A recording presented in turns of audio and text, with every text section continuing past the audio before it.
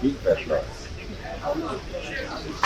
بھائی اسی میں پہ آئے گا ٹھیک فیصلہ ہے لیکن وہ حکومت کہہ رہی ہے کہ جڑا بھی فیصلہ ہوئے اسی جو نینا منی طاقت ہے مرچہ کا مناسب فواد قادر نے کہا ہے کہ اپنا فواد قادر نے کہا کہ حکومت کو نہیں کرنا چاہیے. میں کہ ہمارا تو بھائی ہے. میں گارڈن میرا دور ختم ہو گیا. جنرل باجوہ صاحب جان دے نال تہاڈا دور ختم ہویا. تھوڑا سا پہلے ہی انہاں کر دیتا سی ویسے. اوپر کٹ کر نہیں بنی جٹاں نے سمجھایا بڑا پر جٹ نہیں بنے. ਅਸੀਂ ਤੇ ਕਹੇ ਕਿ ਰਣਜੀਤ ਸਿੰਘ ਤੋਂ ਬਾਅਦ ਕੋਈ ਜੱਟ ਬਣਿਆ ਹੈ ਕੋਈ ਲਿਹਾਜ਼ ਕਰੇਗਾ. ਤੁਸੀਂ ਬੜੇ ਫਾਲੋਅਰ ਹੋ ਰਣਜੀਤ ਸਿੰਘ ਦੇ ਮੈਂ ਦੇਖਿਆ ਹੈ.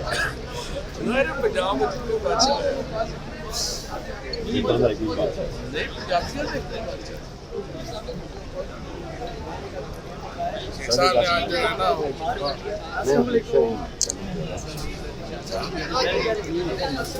ਗਏ ਜੀ 5 ਮਿੰਟ ਹੋ ਗਏ. ਮੈਂ نہیں کھولیا میں نہیں 5 منٹ 10:30